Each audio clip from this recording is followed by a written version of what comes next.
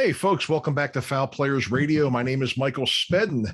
You can find us at www.fowlplayersradio.com or wherever you find podcasts online. We also have episodes now on YouTube. If you're looking at me right now, you'll see that A, I have a face for radio, and B, you're watching us on YouTube very likely. Make sure if you're watching us on YouTube, you hit that subscribe and like button, and make sure you share it with all of your friends and sign up for the alerts so you know when we have new episodes coming out. We have Bud Becker back again today. He's one of our frequent guests. During the late 60s until the mid 70s, he was on the road with some of rock's top acts. Between 73 and 76, he coordinated several legs of tours for Seals and Crofts, as well as many other clients. Since we recently lost Jim Seals back on June the 6th, Bud wanted to come on and reminisce about their friendship and his experience on the road with him. He has been good enough to appear on Fowl Players Radio 8 times. He's talked about his time at Hammerjacks, working with bands like The Doors, Black Sabbath, Humble Pie, Alice Cooper, Rod Stewart, Liza Minelli, the Yardbirds, and many others. We would like to hear from you. Do you have any questions for Bud, about these back episodes or this episode? Well, if you do, please send them to budbecker23@aol.com, and we will air a special dedicated to answering these questions coming in from our listenership. The Fowl Players of Perryville are going to be on the Western Maryland Scenic Railroad July 2nd, 9th, August 13th, September 10th, October 8th, and 29th. Tickets are available at www.fowlplayersperryville.com or at www.wmsr.com. Stick around. We have Bud Becker coming up right after these words.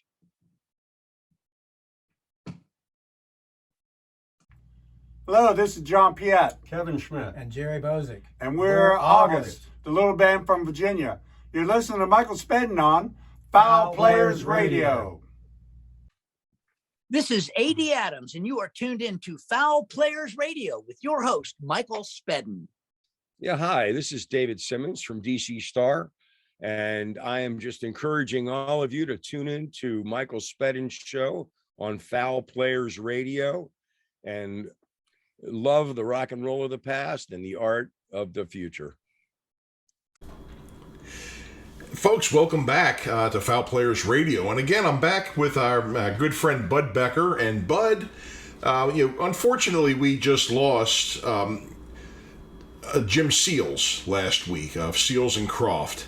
And, a very popular singer-songwriter from the 70s as a member of Seals and Crofts. And Bud spent some time on the road with Seals and Crofts. I mean, I think Bud spent some time and worked with just about everybody who was in rock and roll in those days. And he did spend a couple of years on and off different legs of the tour with Seals and Crofts. And Bud wanted to share some memories of that. So, Bud, welcome again and take it away, pal. Thank you. Yeah, it's really hard thinking about Jimmy passing on. And I'd be remiss before we get into this. It was odd. In what I saw, nobody mentioned Dash Crofts particularly. And obviously Dash was 50% of Seals and Crofts. And a dear friend while I was out on the road. From what I've been able to gather, he's 82 now. And raising horses. Anything in addition to that anyone has to share, I would love to hear it. And here's how it went with me. I started with Seals and Crofts in 1973. And in 72 they had Summer Breeze, and that was their breakout hit. They had been doing coffee houses a few years up to that point. Then all of a sudden it was Diamond Girl, and Diamond Girl, the lyrics, if you listen, is about the wives of Jimmy and Dash. That's what the song's about. But anyway, now all of a sudden, going toward 74, they started to get big. And at that point, they went from coffee houses and we're going to arenas. And that's a whole different game. What a jump. Yeah, it's a big jump from 250 people to 10,000, 15,000, and better. And we'll talk a little more about some of them. What happened was my boss, Dick Klotzman, got involved with Marcia Day, who was Seals and Crofts manager, and in addition to being the manager, they were all into the Baha'i faith, especially Marcia was, and Jimmy and Dash, and it all kind of fit together. So in 73 we started, and then 1974 came along, and Warner Brothers Records was right in the middle of this, and they released an album called Unborn Child and did the tour with Unborn Child. And if you know anything about that, it was certainly controversial because it was Unborn Child. It was an anti-abortion song, pro-life. And Jimmy and Dash and Marcia and everybody else took it pretty seriously. Yeah, I was just going to say, that seems like it wasn't too long after Roe versus Wade passed, and that was kind of probably at the height of the women's lib movement too, wasn't it? Yes, yeah, and now we'll tell you something about Jimmy and Dash.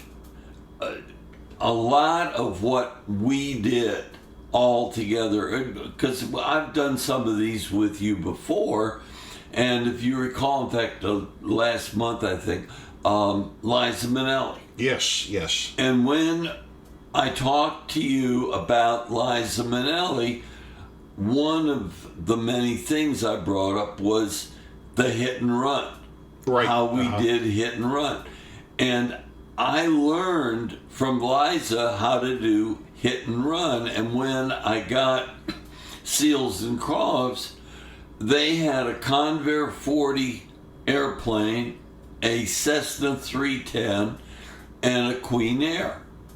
And with that, I took the knowledge of hit and run, and we created hit and run for Seals and Crofts. And I actually owe it to Liza that we finished off, and we were very successful, and the tour was successful. But what you're saying, there were demonstrations. I mean, I know one of the places we played was Nassau Coliseum out in the suburbs of New York. Oh, Long Island, sure. Long Island.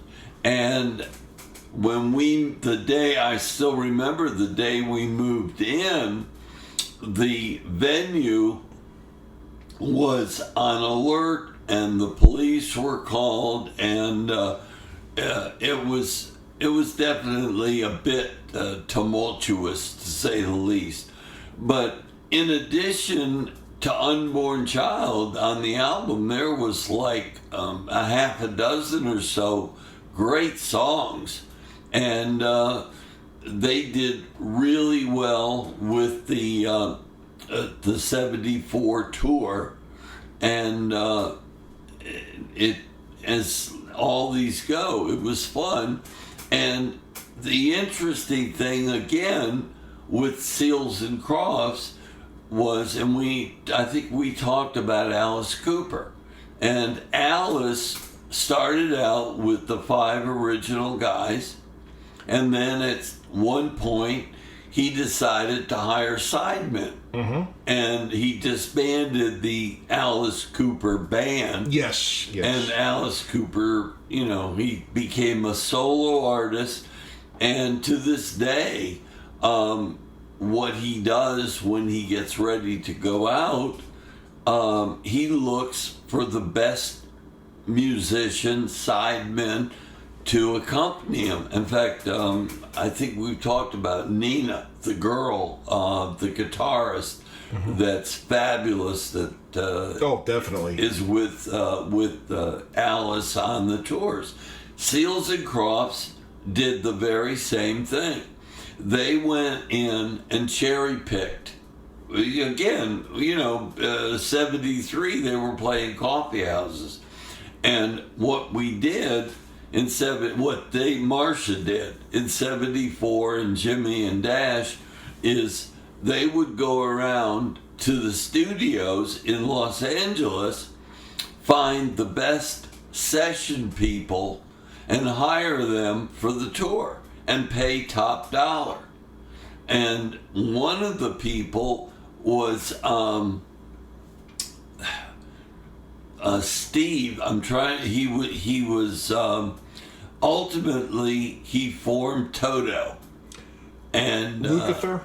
Steve what? Steve Lukather? No, the other one. His brother Mike was already in the band, in the Seals and Crofts band. Oh, okay. And Steve passed away. He was spraying his flowers or something, and he had an allergic reaction. Oh, no. Yeah, and I mean, this is after all those hits. Africa, Rosanna, what was it, Toe in the Line? Was that? Oh, yeah. I mean, that was the first one.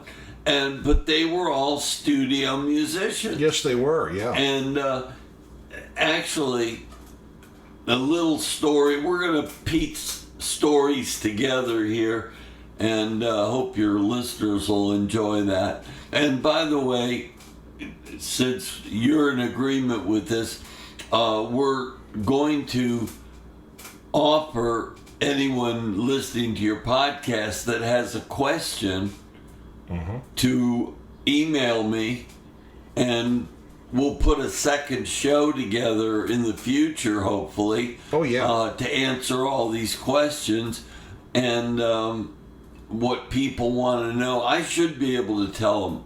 I mean, I was there right at the beginning until October of 76 when I retired from the road. Right. Now, the territory that you were with Seals and Crofts, was it primarily East Coast cities? No, the whole country. Okay. Yeah, in fact, that's a great question, because I was all over with them. Where in 74 they started, and 4th of July, the 5th, right after that, they were in Cape Cod. Right. And they were having problems.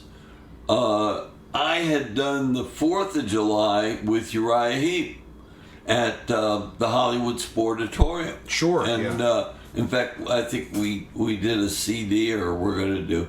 And so initially, before the Uriah Heep thing happened, I was supposed to go out with Seals and Crofts in 74 with the Unborn Child Tour.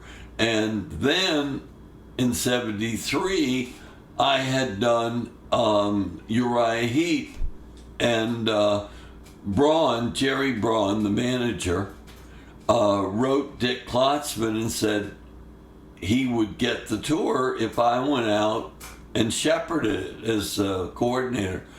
And so Dick put someone else with Seals and Crofts, and that lasted about 3 days, and they were not happy, and I had a day off, and Dick flew me up to Cape Cod to do Seals and Crofts and calm everybody down. Then that was a day.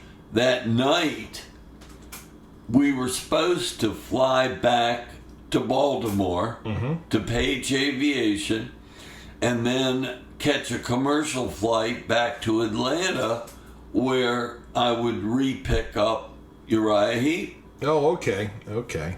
And in the middle of this, fog rolls in to Cape Cod.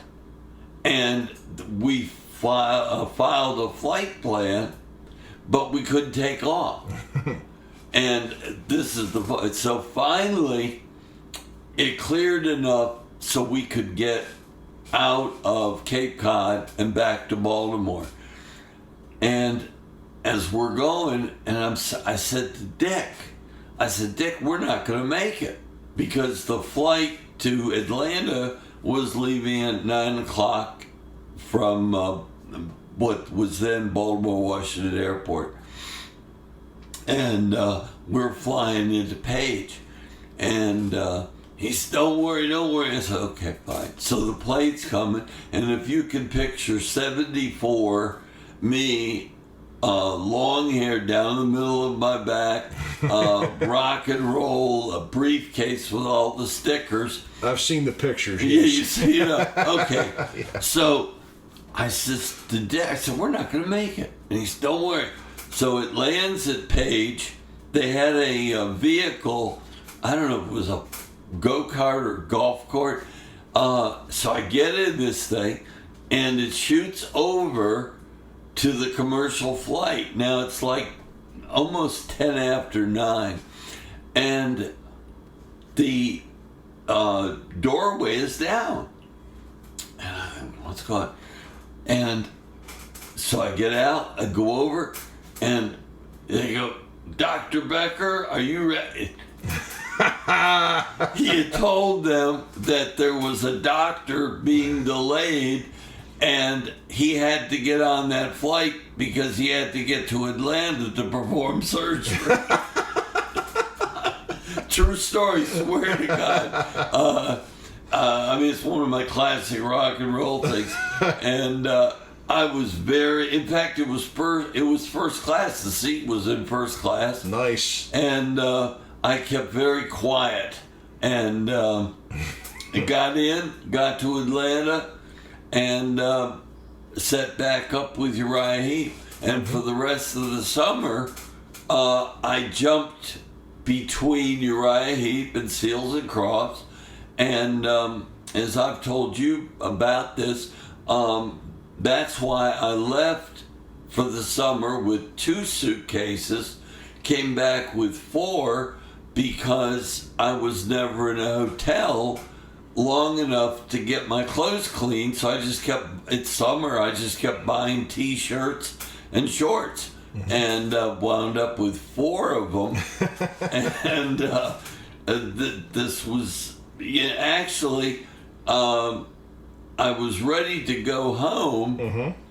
and Dick needed me to go out to Red Rocks to cover the last date for Seals and Crofts. Mm. So I wound up ending Uriah Heep and Manfred Mann, and actually, believe it or not, my opening act was Rush. That was the first Rush dates.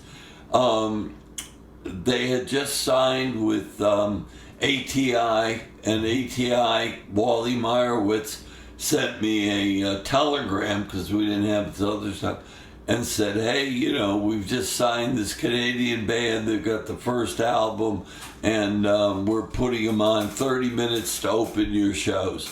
They did Pittsburgh, Cincinnati, Cleveland, and West Virginia. That was the first. In fact, I'm still friends because I called their management when I was putting together a Memories of the Road, and I was looking for their live album. There's a CD of, and I called up. Their management couldn't have been nicer. Mailed it off. I think it's from the stage or something like that. Mm-hmm. We used it. I've still got it.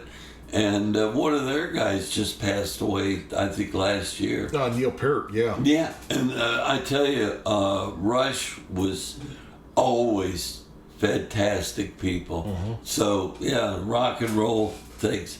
My favorites. Yeah, I tell you, an aside, interesting. You know, we're kind of trying to pick up pieces here that might be interested in Seals and Crofts memories. Let me explain. Like I said, we were 74, 75.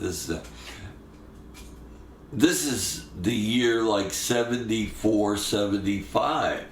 Now, of course, no cell phones, and we had come, the United States, we had come through some of the sit-ins and the Martin Luther King. I think King had done the speech,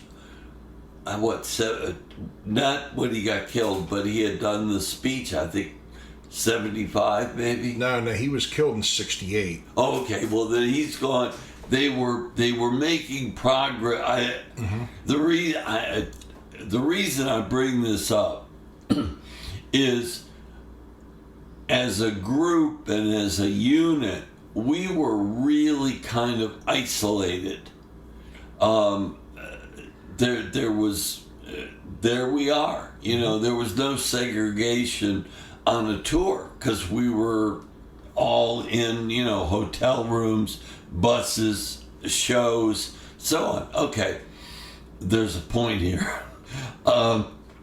So one of the road managers that I worked with, I sort of ran the tour, and Seals and Crofts would hire a road manager, and I would work with them.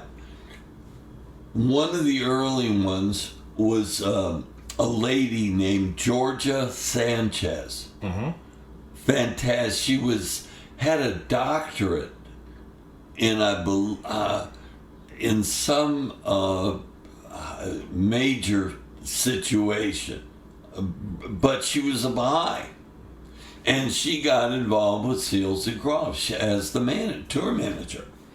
All right, to give you an idea of what was going on in this era, so Georgia advances the date, and she calls, and one of the things that we requested when we were doing the hit and runs is a bus with carriers underneath so we could put luggage or whatever. And Georgia is speaking to the bus company and the driver and everything else over the phone, and everything's fine. The day of the show, we land, I don't know it was a Florida city, I just don't know which one. We land, and Georgia gets off first, the bus, and goes up to the driver to give instructions.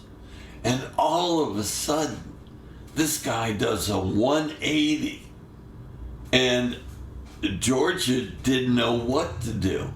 And she looked at me, and I said, "Hey, you're going to have to lay the hammer down." And she did. But that was our first experience outside of this cocoon that we had created as Seals and Crofts of the tour. Right. Because there was Georgia was a female. She was in charge. We had the manager, which was Marcia Day, who was a lady. And we had, in addition to that, mixed people for the band. And we didn't think anything of it. And then that was the reality, and holy cow, there's a world going on out there. And it was, I remember Georgia, and then one of the last tour person I worked with was a lady named Muriel Hodler. And Muriel is still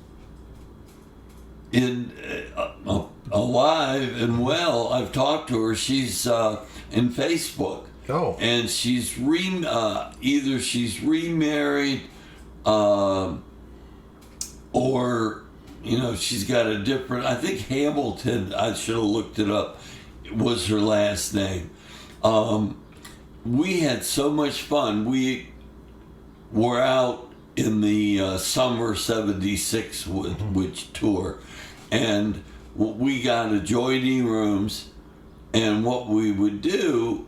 Every morning we had this boom box, and we'd put on Teddy Pendergrass Bad Luck and open the doors between us, punch the boom box, and Teddy would start, and we'd know to get up and get out and get everybody rolling. And that was great. I mean, it was fun. Mm-hmm.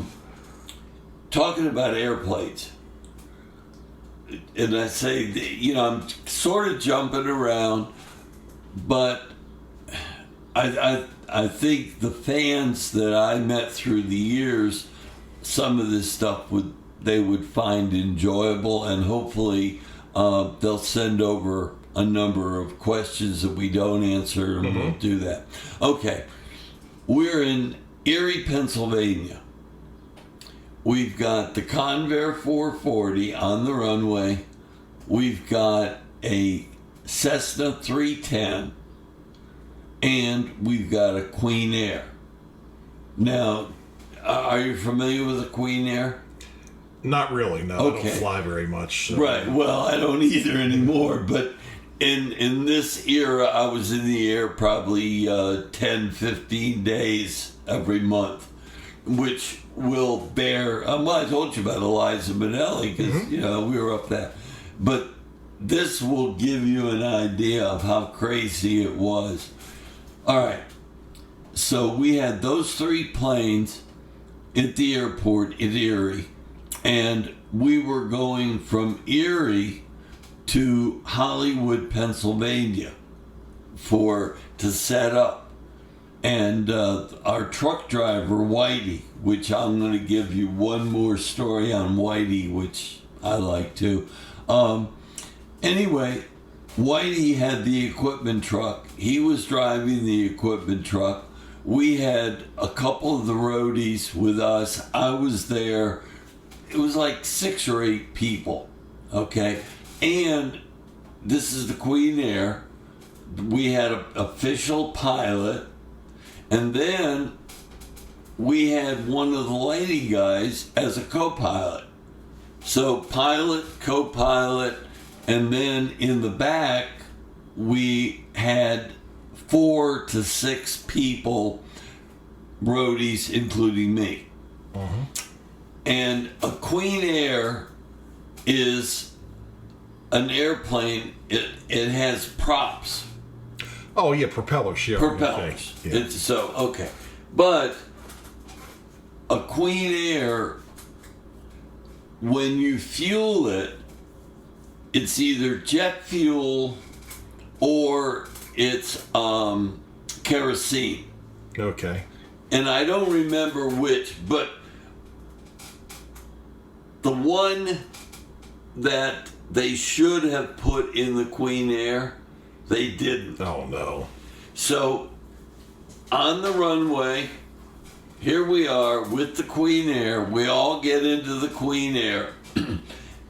And we're having trouble with the plane kicking over. So the co-pilot gets out and flips the prop. Mm-hmm. And it rolls over. So we get it going and start to head down the runway.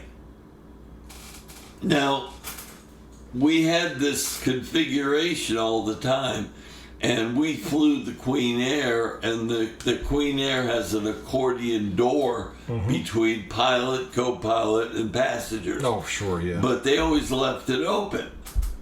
So the plane takes off, starts to go up over Erie, Pennsylvania, and all of a sudden, I look up, you can see the pilot and co-pilot, and you can see the controls. And up above there's a red light starting to flash. And oh my God. And the next thing, the pilot flips the accordion door shut. And I looked at my guys, I said, we're in real trouble. Fortunately, thank God, the pilot was able to circle the airport, get back to the runway, and get it down. Yeah. So it ruined both engines. The plane was there. They had to file a lawsuit and sue because they'd put the wrong fuel in the plane. So, but the worst part of it, but it's rock and roll, is we still had to get to Hollywood, Florida, or Hollywood, Pennsylvania. Right. So, and obviously I had to be there, and we took 3, because it was smaller, we took 3 roadies. So here we are, we just come down from a near crash, and we've got to get in a Cessna 310 and take off again. And we did. Right. And that's one of our major rock and roll stories. Yeah. How much smaller was that Cessna than the? It was like 2 seats, and then I think 3 or 4. Yeah, but it was smaller. It was a 310. From a Queen Air to a 310, because the Queen Air held everybody. You know, we had actually the Queen Air was the roadies. That's what we used for the roadies primarily as we hopped from city to city. And like I said a few minutes ago, a lot of what we did, Seals and Crofts tour, I actually accumulated from my experiences with Liza Minelli, and and it worked out really well. So that was a lot of what we were doing then. Oh, here's another one that you'll appreciate. Well, your listeners hopefully will appreciate. We were coming out of El Paso, and we had to get to Binghamton, New York. It was like a day and a half there. Okay. And this was nighttime. We had done the show in El Paso. We got to the airport in El Paso. We flew into Dallas. We had a layover in Dallas. And this is like midnight, 1 o'clock, 2 o'clock in the morning.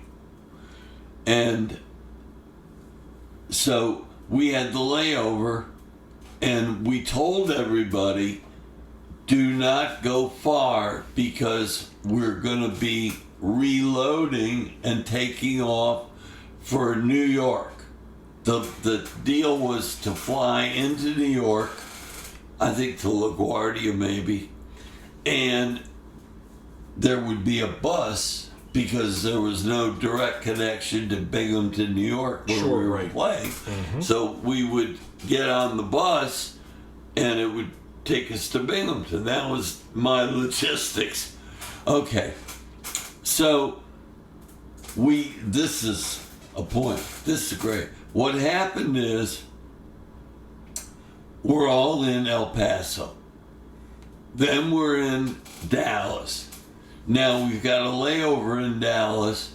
Everybody gets off, obviously, the plane, and they have their tickets, but they go down into the concession area. And 19 75, probably 75, things weren't like they are today. You could smoke on the airplanes. The security was, you could go down and get your bag, whatever. Sure, yeah. Yeah, okay. So everybody's off the plane. Now it's 1, 2 o'clock in the morning, and everybody's a little bit loose. And if I remember right, there was an issue with some Quaaludes. We won't go into that. Okay, so the next thing, we're rounding up everybody. Now I've got roadies, and I've got band, and I've got Marcia Day, the manager, and we're hustling to get everybody going. Mm-hmm. So we get everybody, we think, on the plane, and we do a head count, and we're missing somebody. And the airplane doesn't hear about it. We're missing the guitar player, Ovid. And Ovid is coming down the runway, or it was like, the carpet Yeah. to get on the plane. And they shut the door on Ovid. Oh. So Ovid is out there on the ramp. We're in. Marcia is going up front now to talk to the stewardess and the pilot to say, hey, we've got our guitar player. We can't leave without him. Now, the plane is starting to taxi away. Oh, no. And that's what I said. Oh, no. Now, we're all seated because we got seatbelts on. And I can see up front Marcia talking to the stewardess. And then I can see the plane stops. And the pilot gets out, opens the door, and starts talking to Marcia. And Marcia is pointing down the aisle. And I have no idea. All of a sudden, the captain gets back into his seat and backs up the plane. I've traveled a lot through the year. I've never seen that. So the plane backs up to where Ovid is.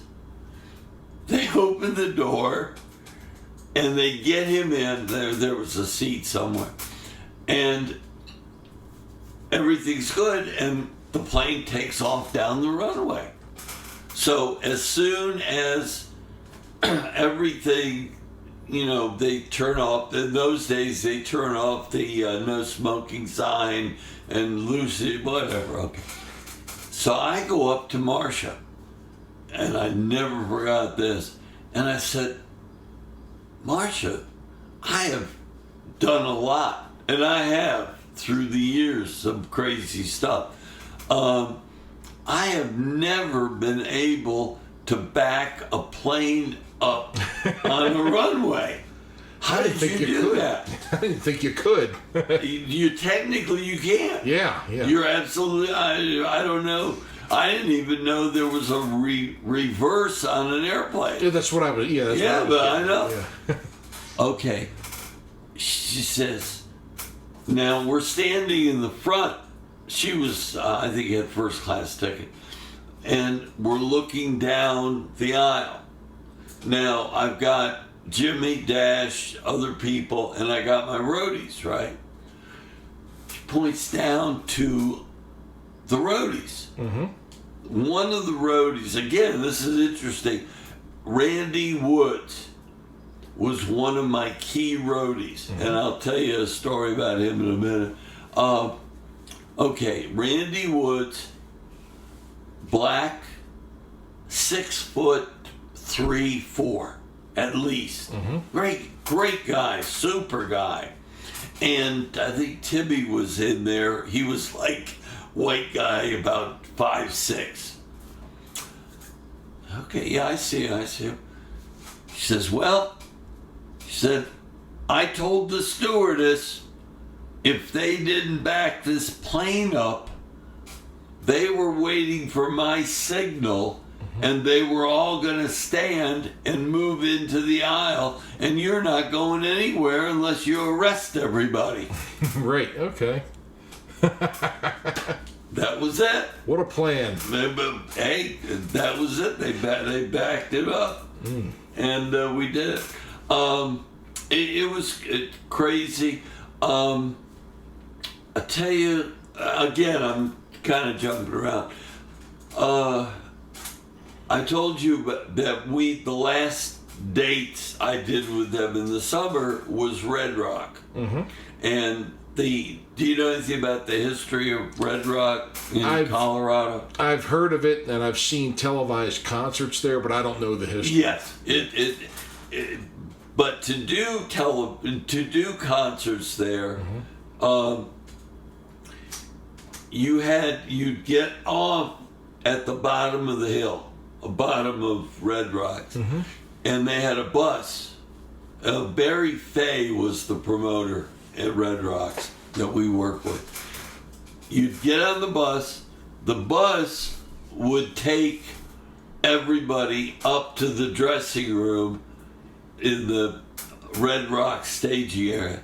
Then you had pickup trucks would come down. They built a PA in there, but the pickup trucks would come down and pick up the drums and the back line and all. And with Jimmy and Dash, they had a mandolin, and that's what I wanted to talk to you about too. That was Red Rocks. It was great. I loved it. But the big thing, the story that year, it was carved out of the rocks, and it was like a couple thousand feet above sea level. America is playing a concert there. This is how I heard the story. This doesn't really concern Seals and Crofts particular, but it's a neat story. Red Rocks. Okay, America is doing a concert. It's after a rain. And there's no covering. It's just carved out of the rocks, and the seats are stadium seats. They just go around, you sit, that's okay. So America's singing, it has cleared off, they've got spotlights and everything else, right? And they're looking up on a set of rocks on this side, whatever, it's the right side. Somebody wasn't satisfied to sit in the seats. No, this guy goes up on the rocks. Well, not only that, he has to get up and move. What ultimately happens, this is the legend of Red Rocks, he slips and did a 1.5 gainer. Oh, gee. And came down. He died, got killed. Yeah, and that was, we heard about, it didn't happen, fortunately for us, but that was the legendary story that it happened at Red Rocks. And for a few years, everybody was warned about not going on the rocks, because once it rained, the rocks became like ice. Yeah, I can imagine. Oh yeah, so it was, but that was the end of the summer tour up there. We had in Red Rocks. So the other thing in Denver, we were there in the wintertime. For some reason, it was Michael Murphy, Charlie Daniels, and Seals and Crofts headlining. Oh, wow. Yeah. The thing was, Marsha, he was the manager, was very very managerial. Plus, her daughter was married to Dash Crofts. And Jimmy's wife, Ruby, they were both there. So it's kind of crazy. We got along great with everybody, but Charlie had all his girlfriends on the side of the stage, and Marcia's not real happy. But the next day, that night, Michael Murphy invited us up to it's Green something, it's city. It was, to get an example, it's 70s. The sidewalks were pallets, and it was mud, and we hung out with Michael Murphy, and we had 2 days, Seals and Crofts, before we had to go up to Colorado Springs to play at the Air Force Academy.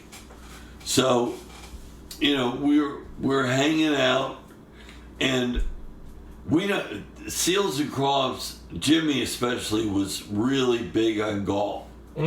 So summertime, it was like Alice Cooper. You go into a city, you find a golf course, and if you want, you get somebody to play with the talent. They go out and they all have a good time doing golf.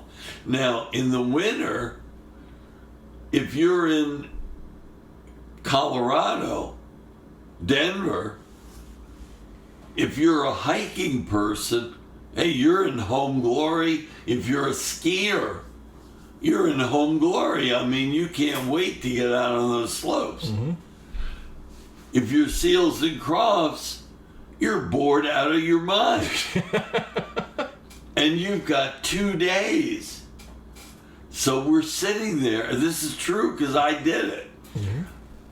I'm with Jimmy and Dash and a couple of the roadies and stuff. And we're at the Holiday Inn, which is just, it was, probably gone now. It was just below the Mile High Stadium. And the thing, it was the indoor arena, whatever because Mile High Stadium was the football, right? Yeah, that's where the Broncos played, yeah. Right, and then below that is an auditorium where we played, because we played indoors. Oh, sure. But we had 2 days. So it was crazy. I said, wait, I got an idea. I went down to the manager of the Holiday Inn, and it turned out the Holiday Inn had a top penthouse, and it revolved. But nobody was in it because it's the middle of winter down there. And I said, can we have it, use it? And he said, yeah, go ahead. This is swear to God, we did. Jimmy, Dash, and myself got in the car, because we rented cars, that went downtown to a toy store, bought $200 worth of Hot Wheels, came back, set them up, and we raced Hot Wheels for a day. Honest to God, it was fun, and past that. Then, okay, now the part 2. We go the second day. We're supposed to play up at Colorado Springs. Well, Colorado Springs was responsible for the rider, including the stage. Okay, 40 by 20 stage. I can still remember it. And then 8 foot by 8 foot wings for the speakers. That's it, easy enough. We set all up, we're going, and we had these lighting trees. It basically, compared to what your Rolling Stones have, nothing. But they were had a firm base, went up, and it was like 12 or I don't know how many lights on each one. There was 2 in the front. And one of my roadies would run the lights. And, you know, all you would do is bring them a green and blood red. Okay, we're going along. Now, I told you about Randy Woods, my roadie, right? Mm-hmm. Big guy, super guy. The roadies are around. Everything's going. All of a sudden, the front stage portion starts to collapse. No, no. And as it's collapsing, the lighting tower is falling this way and is going to hit my drummer and probably kill him, who was Beccaro. Steve Beccaro. Mm-hmm. Steve Beccaro was the drummer who went on to do the Toto. Right. Yeah, he was the drummer. Actually, he wanted me to road manage. That's the whole thing. Okay. Randy sees this, and swear to God, man, he saved Steve's life. Randy got under the tree as it's falling. He couldn't stop it because it was so heavy.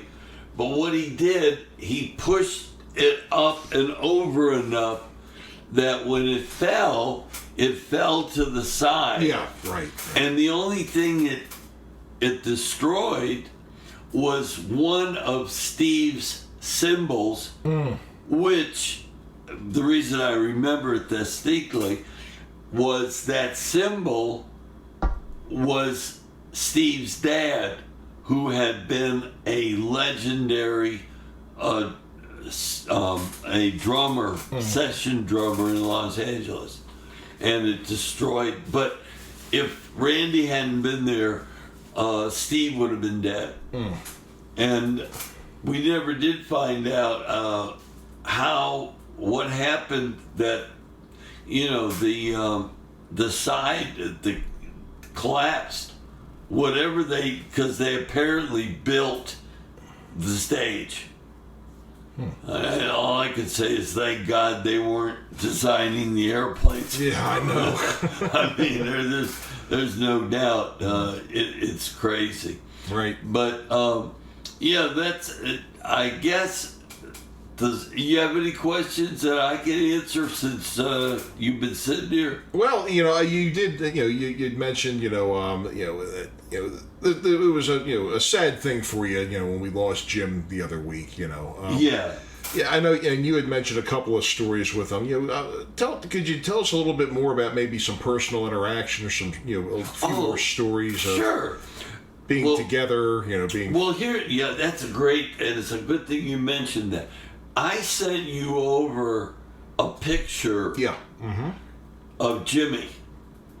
And if you look at that picture, and you probably have, Jimmy is wearing headphones. Jimmy had perfect pitch.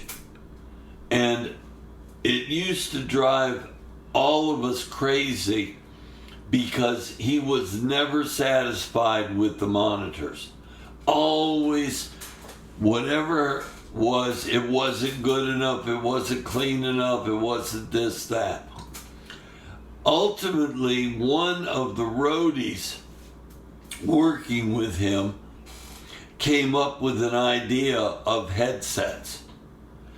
And he created, they've gone on now, if you see any of these bands, they have these super headsets. But what you have to realize, the father of that monitor system was Jimmy Seals. Is that right? Yes, and I was there. The only thing we were just paranoid about was feedback. Oh, good Lord, yeah. Because if the headset that Jimmy was wearing had ever fed back, it would have been catastrophic. Oh, yeah. But looking at that photo, and that had to have been 75 maybe. And in 1975, Jimmy Seals created the headset monitor that we use today. Oh, yeah. Well, and in fact, some other guy, I remember reading about him, he put the patent on it. We never did. Yeah. We were just so glad that Jimmy was happy. Right. And, so we just let it go. And the other thing, if you can, I got one where along. They made these commemorative belt buckles, Seals and Crofts belt buckles. They're imprinted with numbers. I've got a number 7. Oh, okay. And it's hard to read. In fact, I had to really look at it, but it's there. And we all got them. And I've never seen, in fact, my wife went looking at one point, and she had never come across them either. And but I've got one, so we'll see if we can figure out how to take a picture of it. But the headset is really, that picture is really special. Oh, yeah. And I think I sent you a picture of me with Jimmy and Dash on one of the tours. Can those pictures go up? Yes. Good. And then what we'll look at is my email on your podcast. Yes. And anybody that has a question about Seals and Crofts or whatever, they can send it. And if we'll see if there's enough interest. Sure. We'll put a little show together and answer everybody's questions. Yeah, well, I was thinking we could do that. I could relaunch all of the episodes, and I think this is what, number 6 or 7, maybe. At least. Hey, listen, as long as people are interested. Yeah. Oh. Go ahead, and then I want to say one thing. I was just going to say, tell everybody your email address, if you want to say it now, and then sure. It's budbecker23@AOL.com. So, folks, if you hear that, that email address, and if you've listened back to any of the episodes, we could have an episode where we address all questions, or ones in particular, depending on how many we get. But yeah, please do, because believe me, I think I know we did 2 Hammerjacks episodes. We did Sabbath, we did Alice Cooper, and Yardbirds. Rod Stewart, the Yardbirds. Yardbirds, yeah.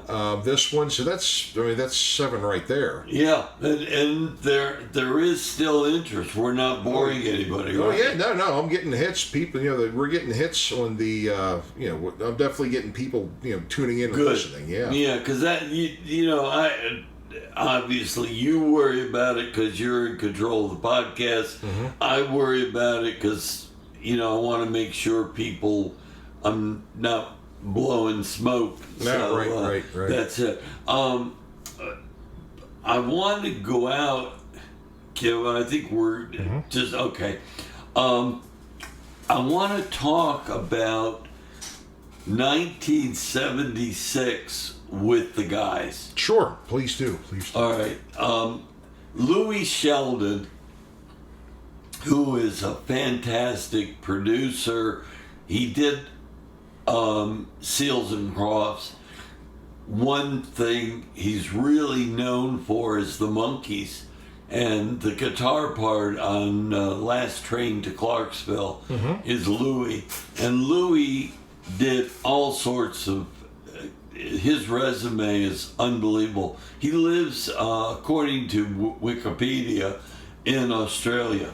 But in the time of the 70s, when I was with Seals and Crofts, they relied on Louis exclusively. And I don't know if he was a Baha'i or just good. Who knows? All right.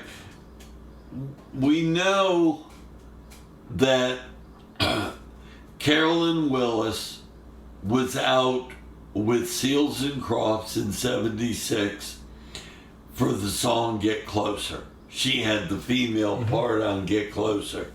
And it made the song, really. And it's a great song.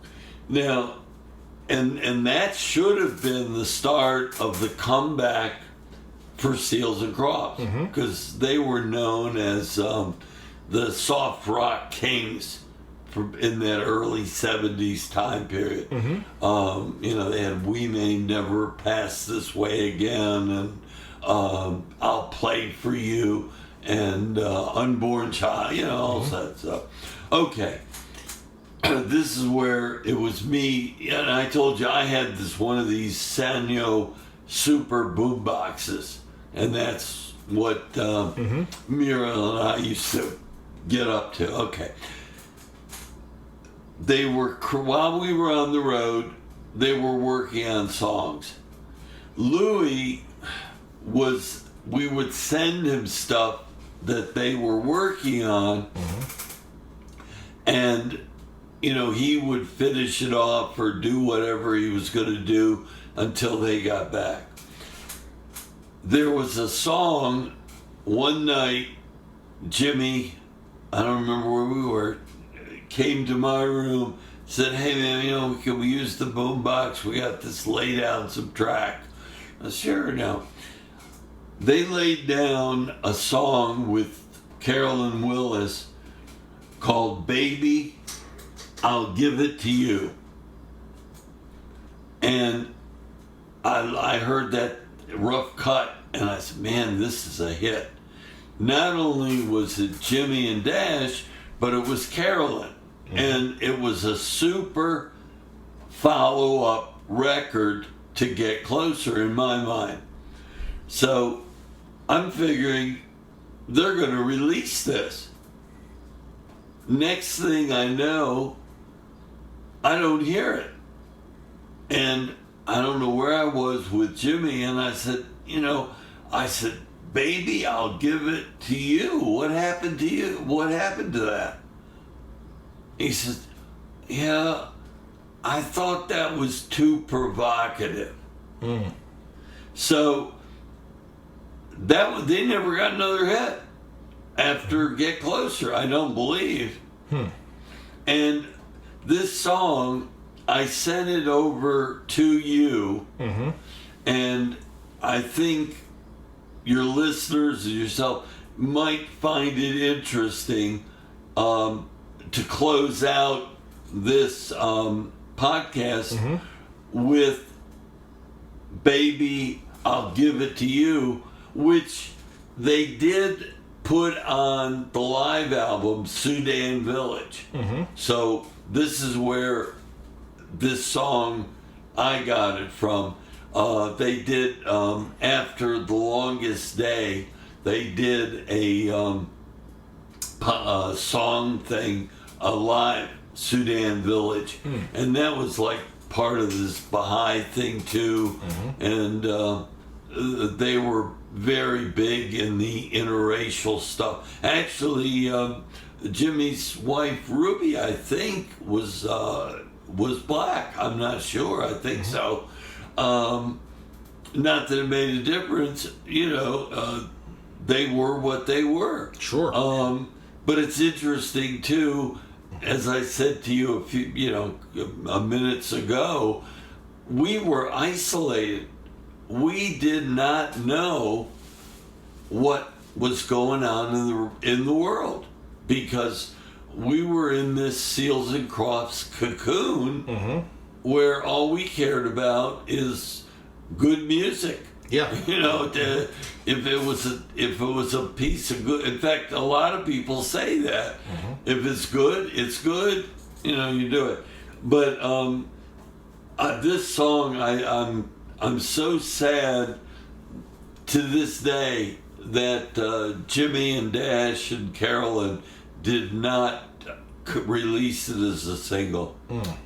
So there you go. Your listeners will get to hear it. Okay. And I'll be real interested if they respond. Let them say what they think. If I'm right or wrong, I'll be interested.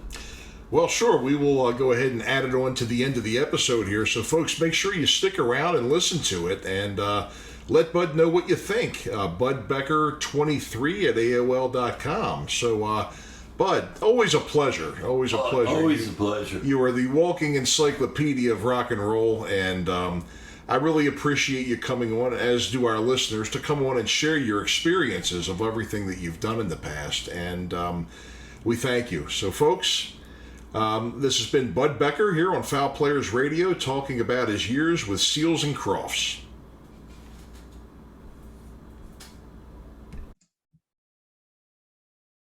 And folks, thank you again for tuning in and listening to Bud Becker talk about his time with Seals and Crofts, his stories about the late Jim Seals. Again, Bud was with them from 1973 until 1976 on various legs of their tours throughout the United States. Again, if you have questions for Bud about this episode or the other ones that we've had him on, BudBecker23 at AOL.com. We're going to put together a special once we get all the questions together and answers from Bud, and we will air it. So make sure you write into Bud and get your questions in. Our next episode coming up, for 30 years, we had Bruce Cunningham. He was the evening and nighttime sports anchor on WBFF Fox 45 in Baltimore. And he also did play-by-play for the Baltimore Stallions of the Canadian Football League, the Baltimore Ravens in 1996. And he's done lots of other things. We've had some great stories that he told us. He was talking about the Orioles, Colts. He grew up in Virginia, so the Colts were his team growing up, believe it or not. And we're going to have a great episode with him coming up next week. We're also going to talk about, a couple of other things. Since he is retired now from WBFF, one of the things that he is doing, besides watching a lot of games and staying off TV, is doing his radio show on 105.7 FM, The Fan in Baltimore. So we're looking forward to having Bruce Cunningham next week. I really think you'll enjoy it if you're an old Baltimore sports fan. Another thing we just wanted to mention, we can be found at www.foulplayersradio.com, and make sure you tune in there. You can also find us on just about every other platform that has podcasts on it. Please give us a 5-star review and a fair rating when you go to these sites. Also, on YouTube, as you can see, if you're watching me right now, you're probably watching the YouTube version. Please hit that subscribe button, like it, and sign up for the alerts. Whenever we add a new episode, you'll be the first to know. Thank you again for tuning in. This is Michael Spedden, and we'll see you next time.